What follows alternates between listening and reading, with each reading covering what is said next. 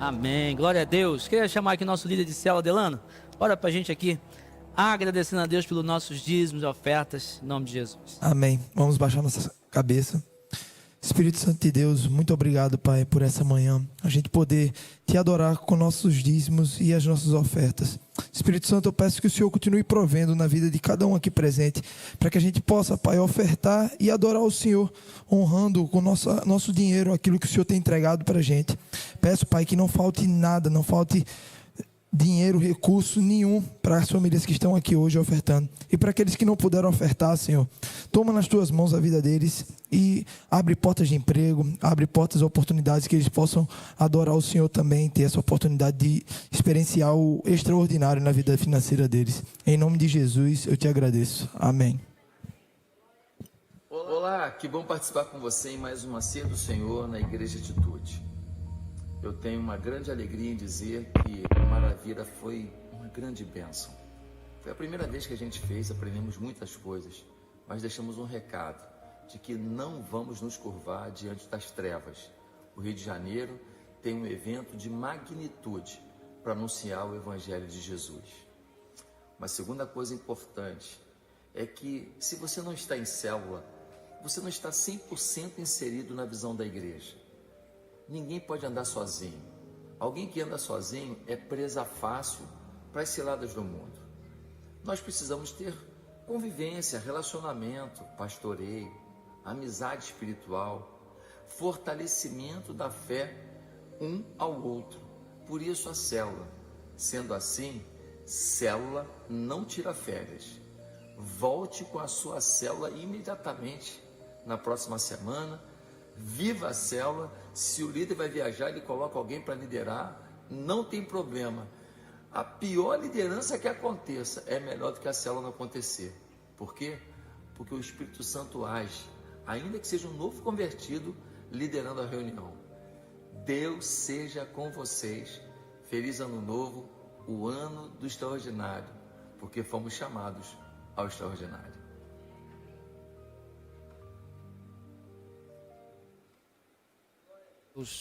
Aleluia, amém?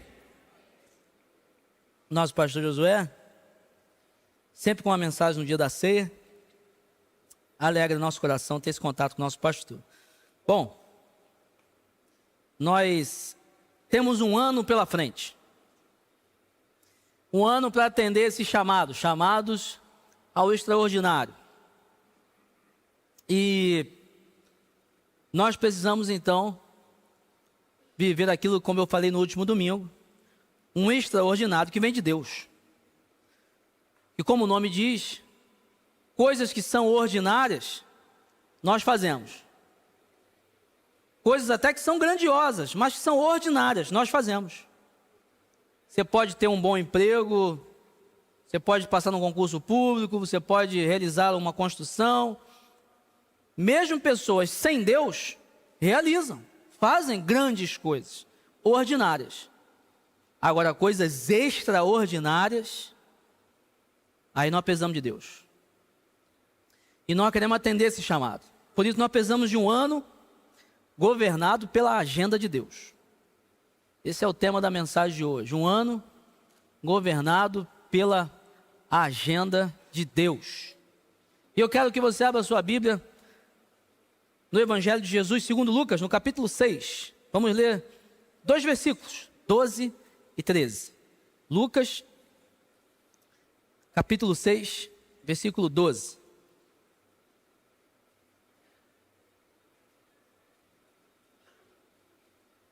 Amém? Lucas 6, versículo 12, diz assim: Naqueles dias, Jesus retirou-se para o monte, a fim de orar, e passou a noite orando a Deus. Quando amanheceu, chamou os seus discípulos e escolheu 12 dentre eles. Vou ler de novo. Naqueles dias, Jesus retirou-se para o monte, a fim de orar, e passou a noite orando a Deus. Quando amanheceu, chamou os seus discípulos e escolheu 12 dentre eles. Glória a Deus por sua palavra, amém? Irmãos, um ano novo, ele precisa gerar em nós expectativas. Se você não aproveita essas viradas, até uma virada do seu ano de aniversário, por exemplo, né? Você faz aniversário, se você não aproveita uma virada de mês, se você não aproveita viradas estratégicas do calendário, para que expectativas novas sejam geradas, você está perdendo a oportunidade. Um ano novo foi iniciado. E o que você quer para esse ano? Qual é a expectativa que você tem para esse ano? E é claro, não estou falando que você vai ser o ano da academia. A gente sempre fala isso, né? É o ano que você vai estudar mais. É o ano que você vai trabalhar mais. É o ano que você vai conhecer mais, vai ler mais. Qual é a expectativa que você tem para esse ano? O que nós queremos em 2026? A pergunta mais importante, porém, não é essa. Nós precisamos fazer uma pergunta um pouco diferente, ou colocar uma pessoa diferente nessa pergunta. Na verdade, nós não podemos perguntar o que nós queremos. A pergunta deve ser: o que Deus quer de nós em 2026?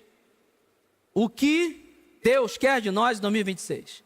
O pastor Hernandes Dias Lopes, ele afirma o seguinte: o maior perigo não é fracassar nos nossos planos, mas ter sucesso em planos que Deus nunca aprovou.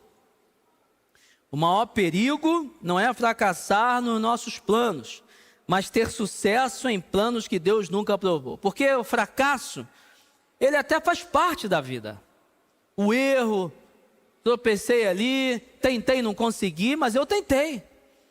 Tento de novo. Vamos reagrupar, vamos replanejar isso aí, vamos corrigir erro, vamos tentar de novo. Quantos empresários hoje são bem-sucedidos, mas já quebraram umas 4, 5 vezes? Tentaram de novo. O fracasso, ele até faz parte da vida. O problema é o sucesso que Deus não quer para a gente. Você é alguém bem-sucedido nos teus planos, mas não era isso que Deus queria para você. Você está perdendo tempo.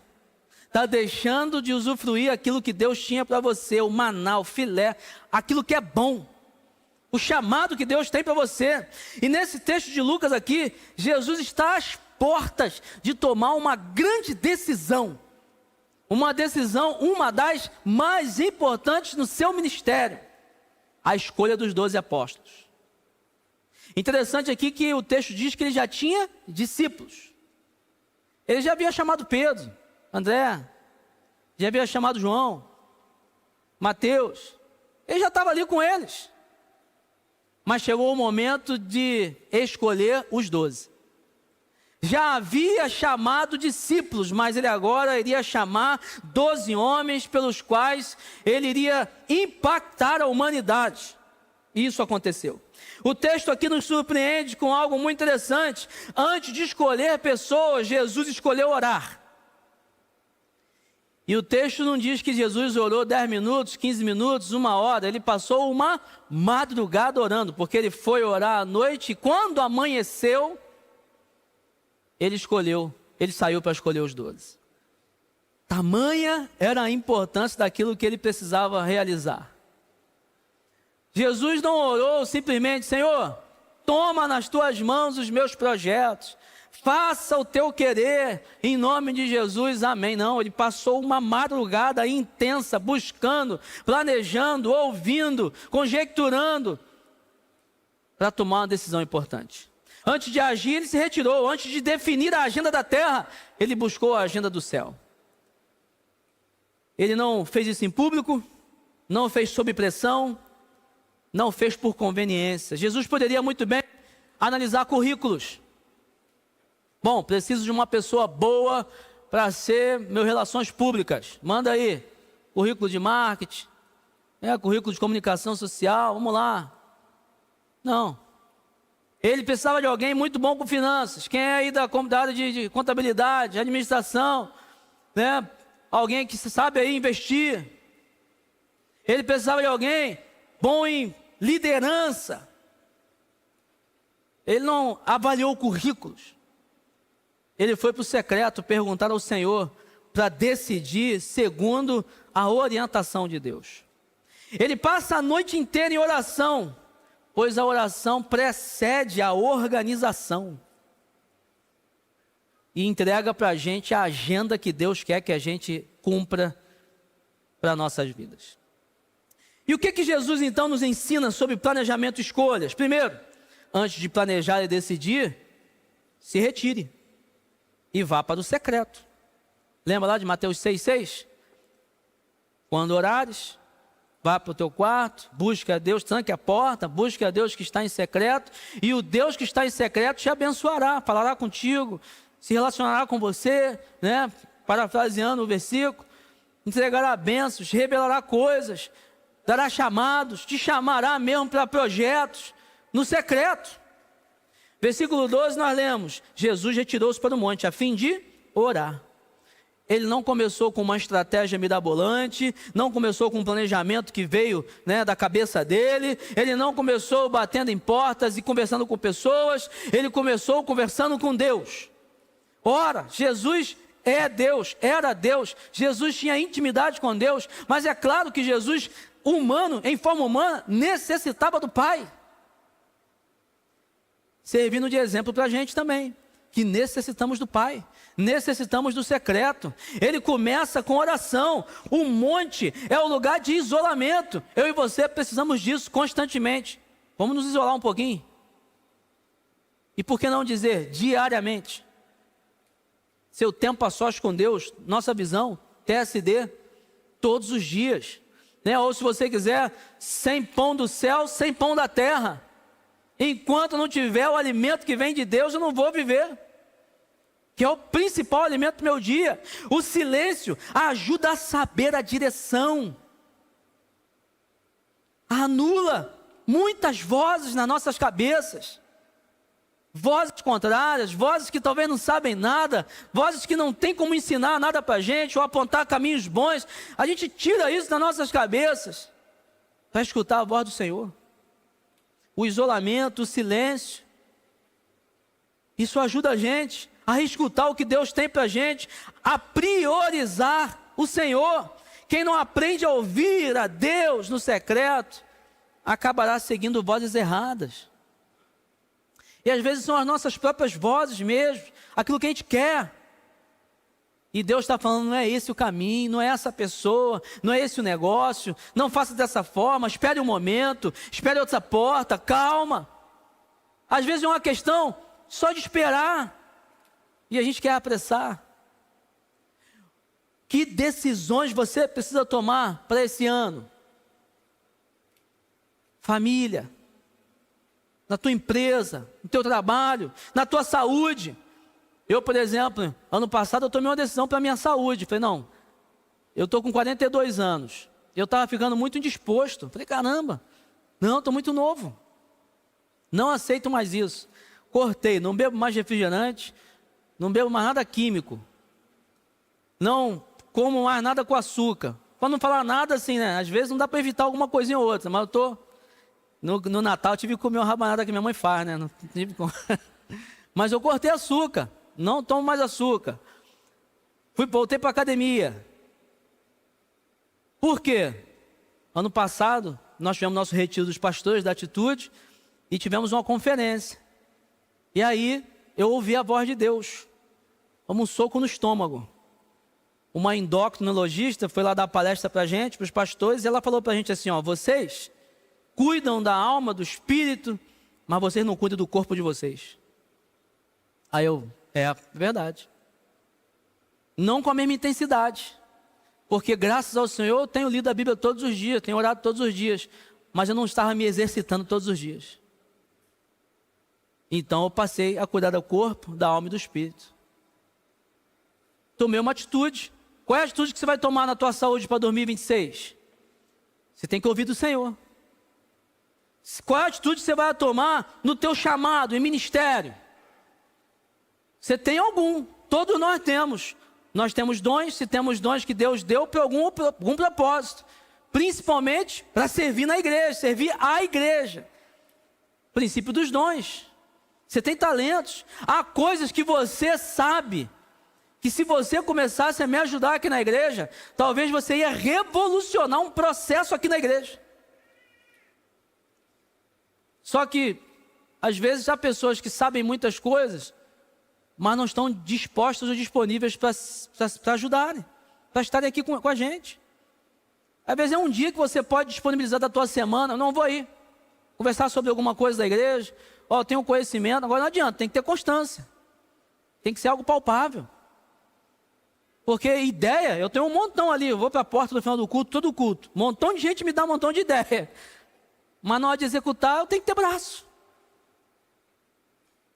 Há coisas que Deus te deu e você pode ajudar muito a gente. Que decisões você vai tomar nos teus estudos, na área de estudos, aprendizado. Você acha que já aprendeu de tudo? Tem muita coisa para a gente aprender nessa vida. Eu comecei agora com os pastores de rede. Falei, olha, todo mês nós vamos ler um livro juntos. Todo mês. Nós vamos crescer lendo livros que vão ajudar a gente no nosso ministério. Vamos fazer uma aliança. Todo mês é um livro, pelo menos. Nós vamos ler 12 livros no ano, pelo menos. Isso aí não é nem coisa muito grande, não. A gente lê 70, 80 livros no ano, mole. Nós estamos correndo atrás do prejuízo.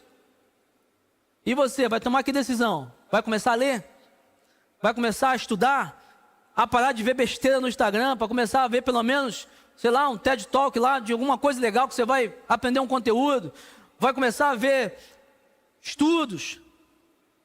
Qual é a decisão que você vai ter? Você precisa ouvir a voz de Deus.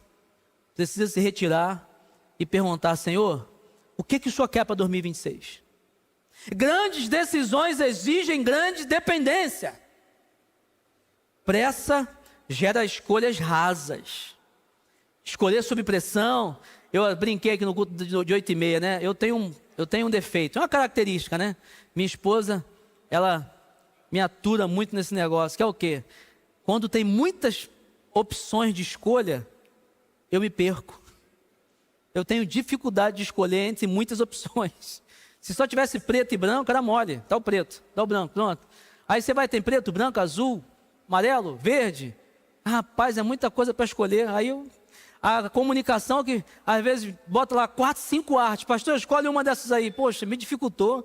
Era para tu mandar só uma. Se eu gostasse, era isso mesmo. Eu tenho essa dificuldade. A gente vai comprar roupa. A minha esposa, nossa, já vou para martírio. 3 horas para escolher uma blusa. Mas eu tenho que escolher. Aí olha o que eu estou fazendo. Fiz agora dezembro. Fui comprar uma blusa. Aí fui pro secreto. Fui pro isolamento. Cheguei na loja, estava em dúvida entre 2. Aí vem a vozinha do maligno. Leva as 2. Cuidado, isso é consumismo, pô. Né? Você precisa de uma blusa, para que eu levar 2?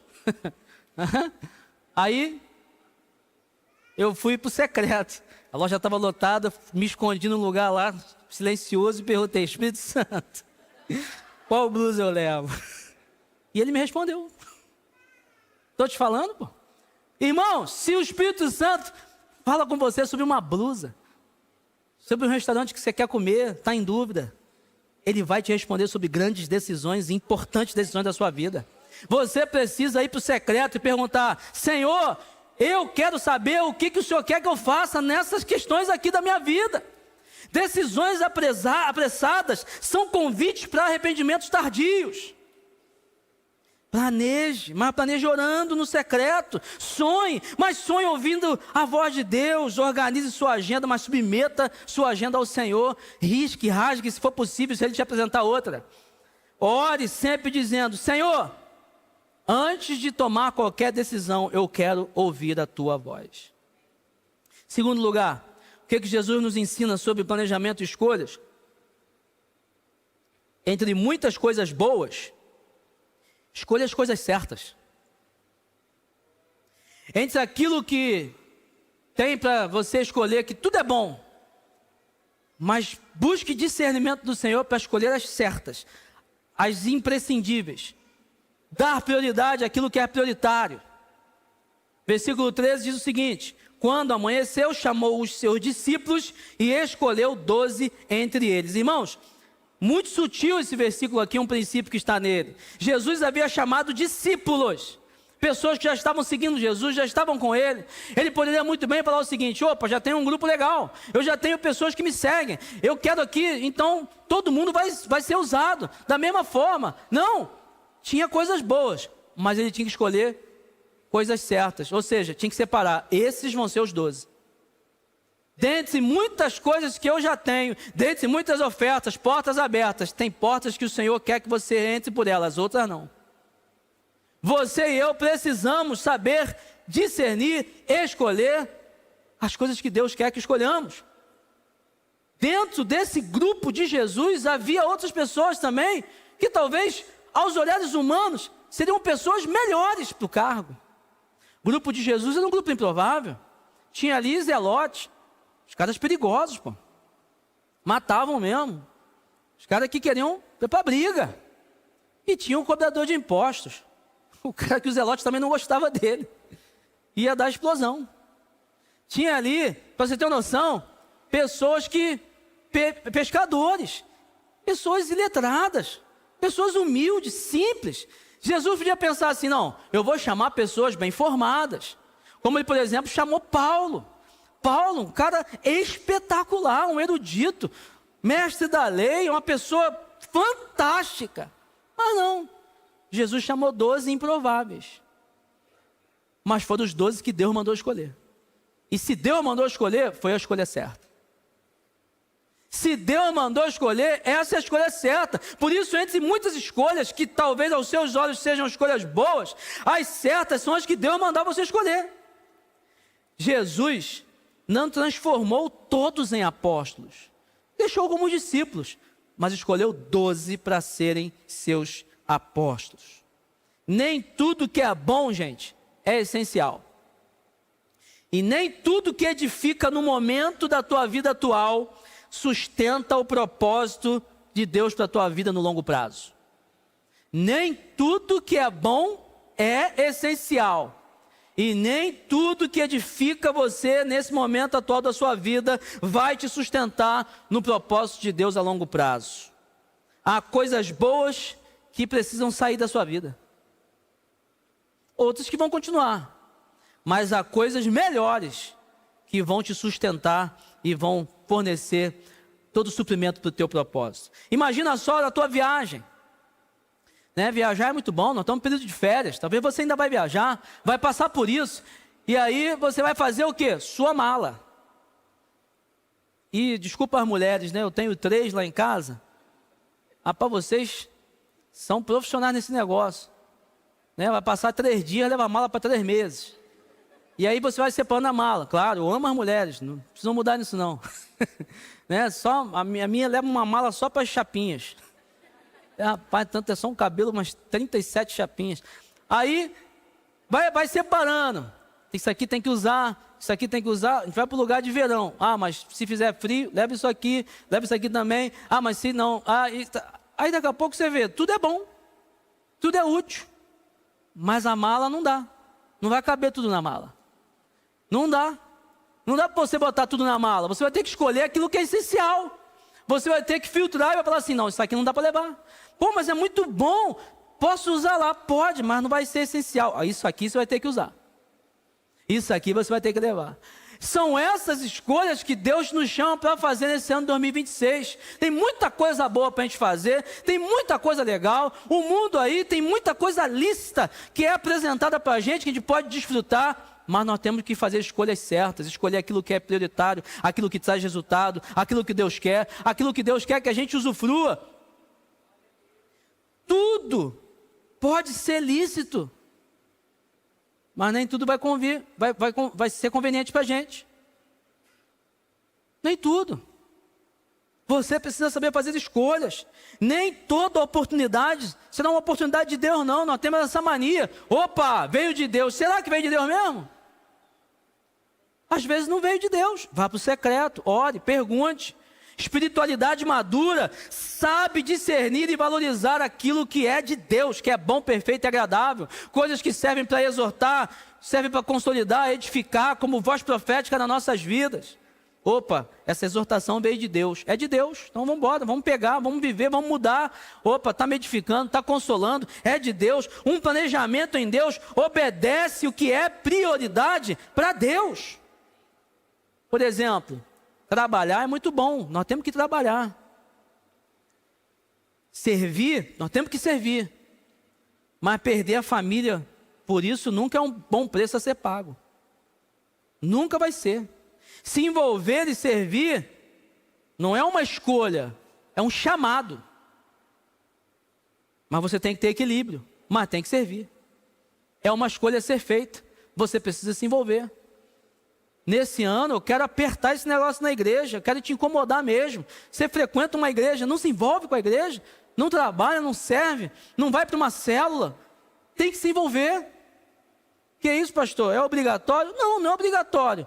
Mas é o que a Bíblia nos ensina, nós somos um corpo.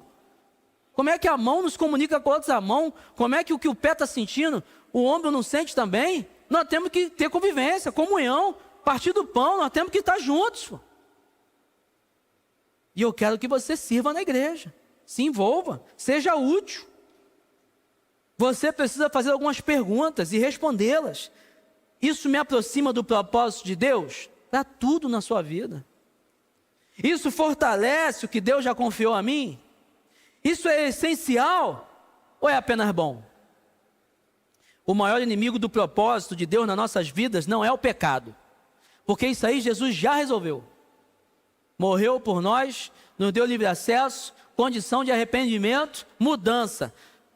Paulo fala em Romanos 6, nós somos agora livres da escravidão do pecado. Ou seja, você peca porque você quer. É isso, é. Se aproxima de Deus, irmão. E Ele vai limpando, vai limpando, vai limpando. Outros pecados você vai reconhecendo, vai limpando. Mas você só continua caindo no mesmo pecado porque você quer. Porque Deus já deu liberdade.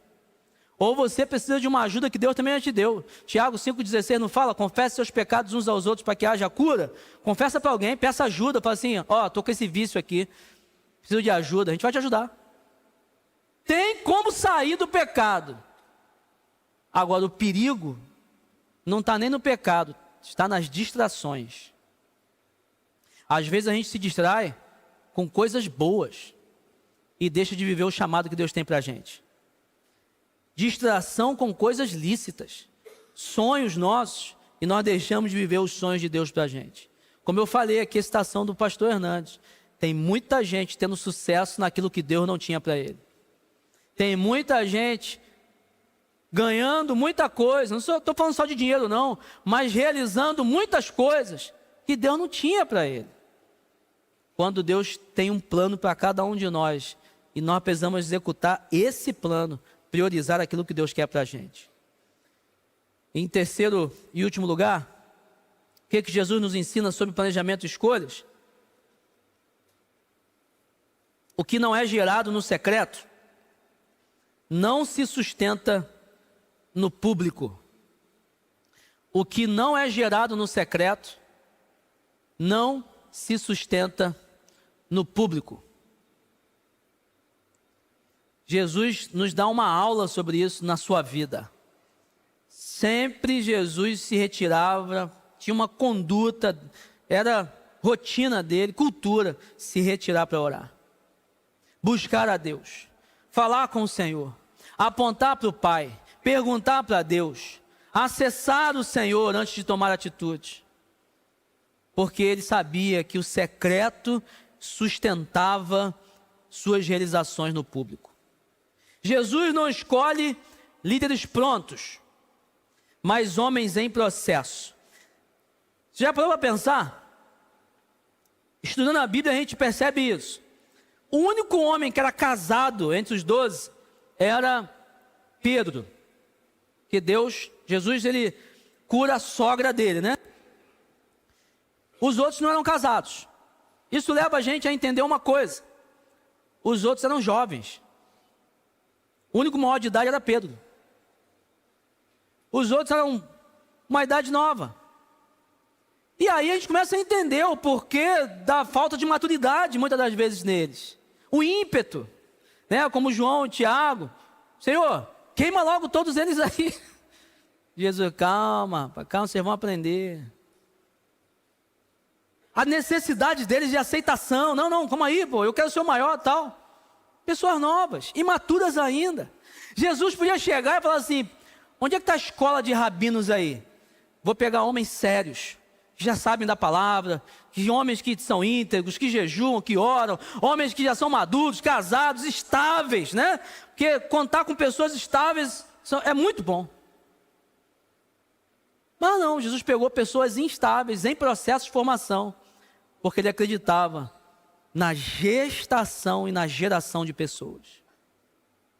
É isso que nós queremos passar a viver na igreja também. Nós fomos chamados para gerar. Eu e vocês somos chamados para gerar filhos.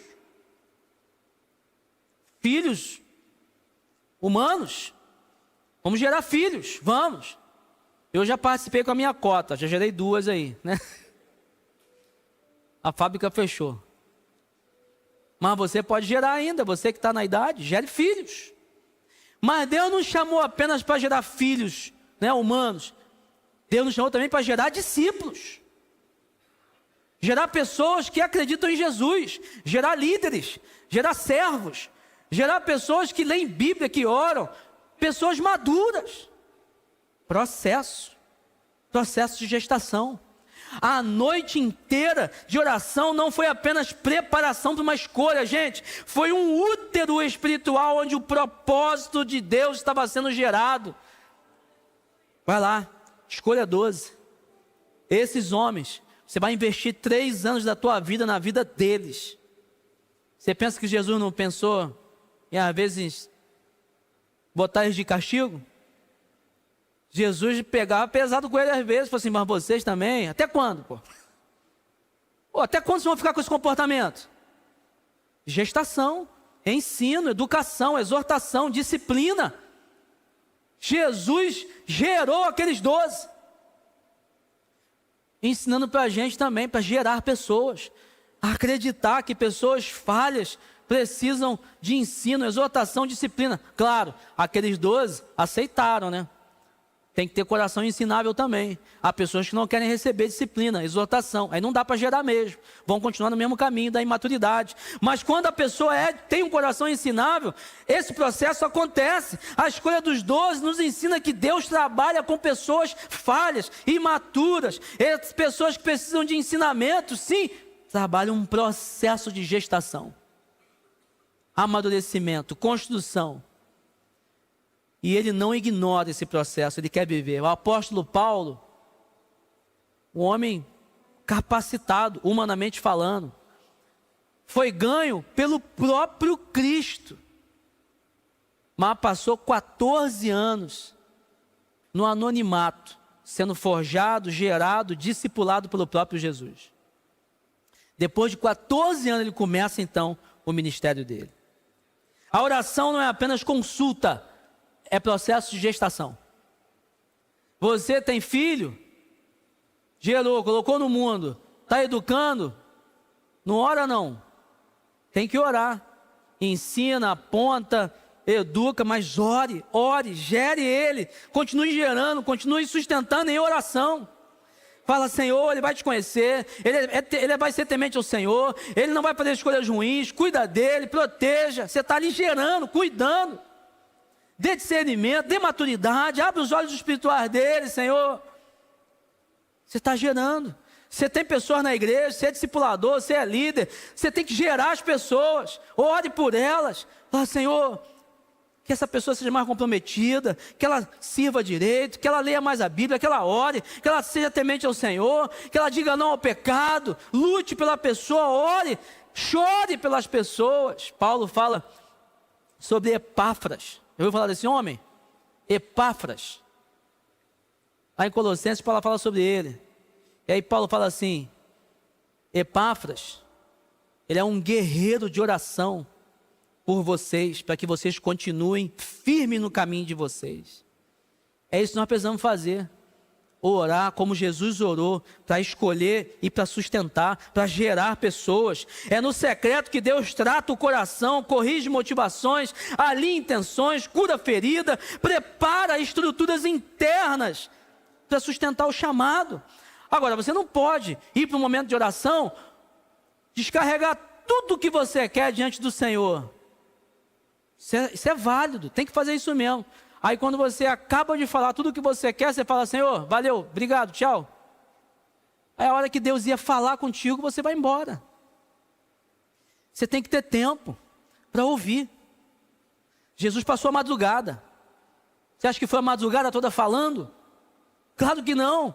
Ele deve ter colocado lá no Spotify dele uma musiquinha: agora que eu vou adorar. Vou adorar o Senhor. Vou ler Bíblia. Agora eu vou falar: Senhor, está difícil, é isso e aquilo, e tal. O que o Senhor acha disso? Agora eu vou escutar. Pai, fala comigo. Fica aqui uns 10, 15 minutos só com a antena aqui, ó, esperando o Senhor falar. Medite, pense, ouça. Deixe Deus falar com você, para que coisas internas comecem a mudar em você. Jesus passou a noite em oração, porque chamado sem caráter gera escândalo, e caráter sem chamado gera frustração. Você precisa de caráter para exercer o chamado de Deus. E nós estamos em constante mudança, constante amadurecimento. Agora, não adianta você ser um homem tremendo de caráter, mas não tem chamado. Vai se frustrar na vida. Porque você não está realizando uma grande obra. Uma gestação saudável não pode ser apressada, não é isso? Mês passado, graças a Deus, nossa igreja tem tido muitas mães aí, e esse ano vai ser também desse jeito. Muitas irmãs aí que estão querendo engravidar, em nome de Jesus, esse ano vai ser o ano da gravidez, né? Amém. E conversei com uma mãezinha que estava para ter o filho, ela estava para ter o filho. Só que, não, faltavam uns 2 meses para ter um filho. Só que o menino estava querendo acelerar o processo, estava querendo sair. E aí ela falou assim: não, tem que ficar quietinha, porque ele não pode sair agora. Porque se sair agora vai ser ruim. A verdade é que tem risco até de morrer. Nasce prematuramente, tem grandes riscos. Aí olha só que interessante, né? A mãe está doida para ver o filho, mas agora não. Agora não pode. Está doida. Tudo que ela quer é ver e tal, cuti-cuti, e botar roupinha, e dar banho, mas agora não. A gente tem que sonhar dessa forma com Deus. Nós temos que planejar assim. Eu quero muito alcançar isso, mas tem um momento certo. Tem um processo certo. Tem algo a ser respeitado. A mesma forma acontece com aquilo que Deus quer entregar para a gente, para que não alcancemos coisas frágeis, superficiais, e não desmorone no primeiro desafio. Não despreze os processos silenciosos, gente. Lembra da plantinha? Você planta. Plantou hoje. Aí vai daqui a 2 semanas, não tem nada. Puxa vida. 1 mês, tem nada. Tem sim, pô, lá embaixo da terra está crescendo. As raízes estão se expandindo. O milagre já está acontecendo, é você que não está vendo. Mas um processo silencioso está acontecendo. Creia que pessoas estão nesse processo também. Ore e creia. Pastor, mas já tem 6 meses que eu oro para essa pessoa, ela não muda. É um processo silencioso. Para você foi 1 mês, para essa pessoa vão ser talvez 10 anos. É assim. Mas tem um processo acontecendo. Creia, ore, não desista. Deus trabalha mesmo quando ninguém vê. Não é assim que o profeta Isaías fala: Deus trabalha por aqueles que neles esperam. Você trabalha por Deus. Você está dormindo, Deus está trabalhando. Você precisa crer nisso. O atraso que você reclama pode ser a proteção de Deus. Pô, mas está atrasando. Calma, para te proteger. Se vem agora, arrebenta com tudo. Entenda que pessoas falhas não são descartáveis. Nós temos uma capacidade muito grande de julgar as pessoas. E Deus tem uma capacidade muito grande de amar as pessoas. E de consertar pessoas. Nós temos uma capacidade muito grande de selar e colocar ali um estereótipo. Ah, esse cara aí é um vagabundo. É um largado. Você é um mentiroso, você é um 71. Você sabe a história dele? Ah, pastor, não justifica. Não estou falando de justifica, mas você sabe a história dele? Como ele chegou a esse lugar? E essa menina é arisca demais. Mal educada, arrogante. Você sabe a história dela? Talvez ela está ferida, fere outras pessoas. Vamos tratar, vamos abençoar, vamos abraçar, vamos acreditar, vamos orar, vamos gerar. Essa pessoa pode ser uma grande ferramenta nas mãos de Deus.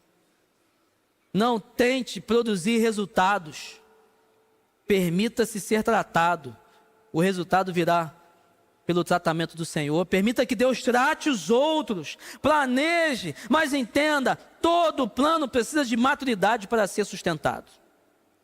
Nesse ano de 2026, pergunte para o Senhor, o que o Senhor quer de mim?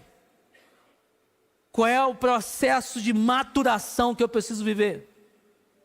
Aonde eu preciso melhorar?